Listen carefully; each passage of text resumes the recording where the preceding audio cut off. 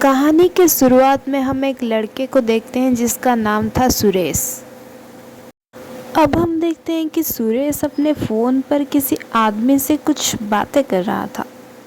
सुरेश हैरान होकर उस आदमी से कहता है कि अच्छा वो आप थे जिसने मेरी जान बचाई, यकीन नहीं होता। वो आदमी हंसते हंसते सुरेश से कहता है अच्छा ठीक है, मैं तुझे वो कहानी शुरुआत से बता देता हूँ।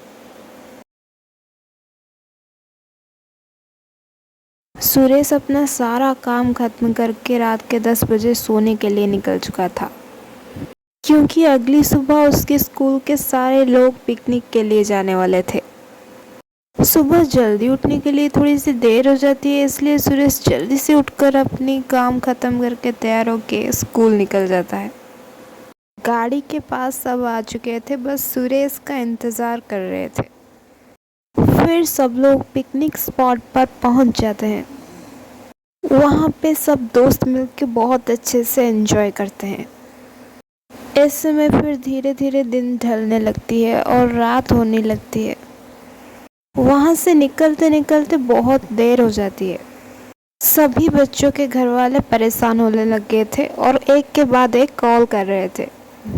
फिर बस में से किसी ने ड्राइवर से एक शॉर्टकट रास्ते के ज़रिए जाने के लिए कहता है। क्योंकि ऑलरेडी इतना देर हो चुका था, इसलिए सब लोग उसके बात में हाँ भर देते हैं। ये रास्ता जंगल की ओर से निकलकर सीधा हाईवे तक जाती थी। अफसोस की बात ये थी कि उस बस का वहाँ पे एक्सीडेंट हो जाता है और वो बस पलट के खाई में गिर जाती है। कुछ टाइम बाद सुरेश वहाँ से जैसे तैसे बाहर निकल जाता है, लेकिन उस बस में सब लोग मर चुके थे। फिर सुरेश जंगल से हाईवे की ओर जाने की रास्ता ढूंढ रहा था। इतने में ही दूर से उसे एक आदमी नजर आ रहा था।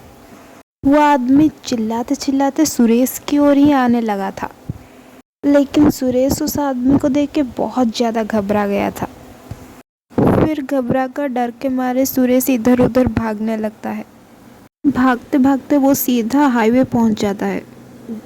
फिर वहाँ दूर से उसे एक गाड़ी आते हुए दिखती है।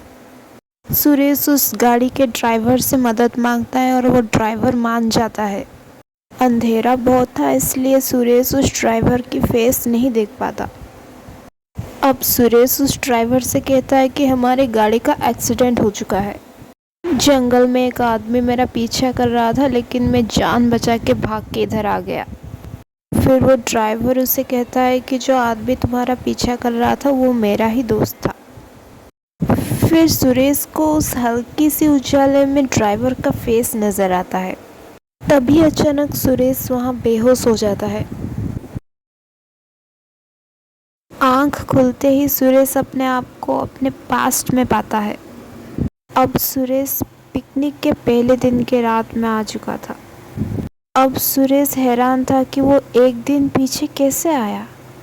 फिर हम सुरेश को किसी के साथ फ़ोन पर बातें करते हुए देखते हैं। फ़ोन पर वही आदमी होता है जिसने सुरेश की मदद की थी।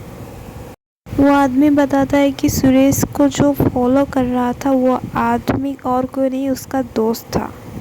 असल में उसका दोस्त एक जंगल में फंस गया था, इसलिए उसे बचाने के लिए वो आदमी फ्यूचर से पास्ट में आया था।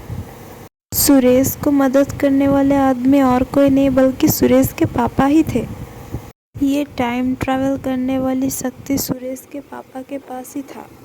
सुरेश के पापा अपने जंगल में फंसे दोस्त को बचाने के लिए फ्यूचर से खास पास्ट में आए थे, लेकिन रास्ते में उनको अपना ही बेटा सुरेश मिला। फ्यूचर में होने वाले बस एक्सीडेंट को रोकने के लिए सुरेश वापस से उस पिकनिक में जाता है। वो बस में शॉर्टकट लेने के लिए मना करता है। सब लोग सही सलामत घर वापस लौट जाते हैं। कहानी यहीं पे ख़त्म होती है। वीडियो देखने के लिए धन्यवाद। मिलते हैं अगले वीडियो में।